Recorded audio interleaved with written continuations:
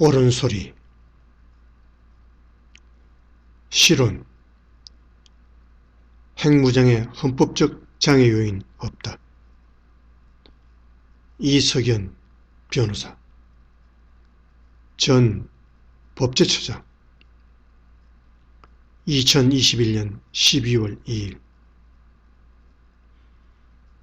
대한민국 헌법은 국가 목표로서 헌법 제4조 평화통일을 추구하되 자유민주적 기본질서, 즉 자유민주주의와 자유시장 경제질서에 입각한 것이어야 함을 천명하고 있다. 우리가 어떤 통일인가를 묻지 않는 몰체제적 통일지상주의를 수행할 수 없는 이유가 바로 여기에 있다. 이는 우리 헌법의 확고한 의지로서 헌법 개정의 한계이다. 북한의 완전한 핵 폐기는 물 건너갔다. 북한의 핵 보유는 기정사실화되었다. 북한이 절대 무기인 핵으로 무장하고 있는 한 이미 한반도에서의 힘의 균형은 깨진 상태다. 이제 대한민국은 북한의 핵 우산 하에 더 씌워진 현실이 됐다.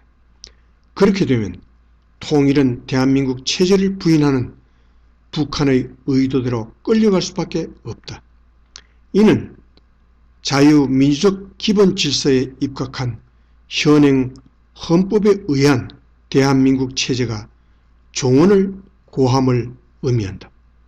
우리는 북한 체제에 흡수될 수밖에 없는 운명에 처한다. 그럼에도 핵 보유에 관하여 평화통일 운운하며 원론적, 이상론적 주장만을 되풀이할 것인가?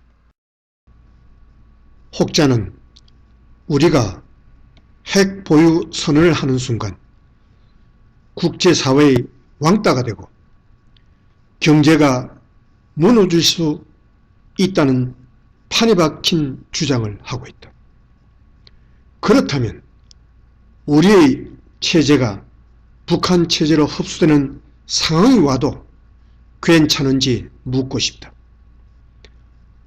문재인 대통령은 2017년 CNN과 가진 회견에서 핵 개발에 반대한다. 우리도 핵으로 맞서겠다는 자세로 대응하면 남북 간의 평화가 유지되기 어렵다고 밝혔다. 만약 지금도 이러한 견해라면 이는 헌법 제66조 2항 대통령으로서 국가의 독립, 영토의 보존, 국가의 계속성과 헌법을 수호할 책무를 져버리는 것이 될 것이다. 대통령의 평화통일을 위한 북한과의 대화 접촉은 자유민주적 기본질서를 수호하기 위한 것이어야지 이를 도외시하거나 포기한 통일 논의는 그 자체로 위헌적이다. 통일이 자유민주주의를 달성하기 위한 수단이어야지 자유민주주의가 통일의 희생물이 될 수는 없다.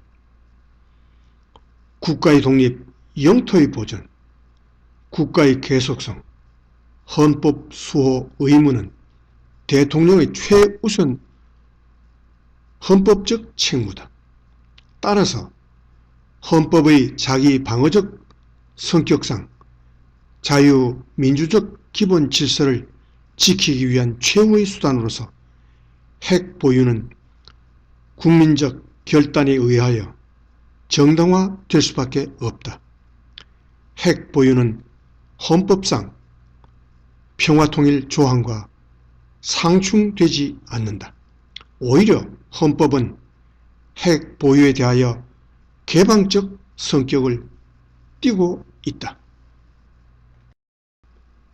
북한의 핵 보유가 기정사실화된 이상 북한 체제로의 종속, 흡수 통일을 막기 위해서 대통령은 헌법 제72조에 따라 핵 보유 여부에 대한 국민투표를 실시하여 그 결과에 따라 핵 개발을 위한 준비를 하여야 한다. 차기 대선 후보들도 이에 대한 명확한 입장을 밝히고 국민의 심판을 받아야 한다. 국제정치 공학상 당장 핵 보유는 할 수 없다 하더라도 국제사회, 특히 북한에 대하여 우리도 언제든지 핵무장을 할 수 있다는 굳은 의지를 천명해야 한다. 한국이 그런 의지를 표출하는 순간 핵 억제 효과도 있다고 본다. 북한 핵 문제는 바로 우리의 문제다. 언제까지나 미국만 바라볼 수는 없다. 북한과 중국의 핵 보호복 위협을 무릅쓰고 미국이 서울을 지키기 위해 하와이나 LA를 포기할 것으로 보는가? 얼마 전까지만 해도 우리의 원자력 기술은 세계 최고 수준이고 전문가들은 늦어도 6개월이면 핵실험 없이도 핵무기를 만들 수 있다고 하였다. 현 정부의 탈원전 정책으로 원자력 기술의 유출과 전문가들의 사기 저하로 핵 개발 능력이 현저히 약화되었다면 헌법적 체제 수호의 관점에서 중대한 문제가 아닐 수 없다. 이에 대한 문 대통령의 해명이 있어야 할 것이다. 아무나 흔들 수 없는 나라를 만들겠다는 문 대통령의 말은 힘을 배경으로만 가능하다는 것은 삼척동자도 아는 일이다. 이석연 변호사, 전 법제처장, 출처 조선닷컴.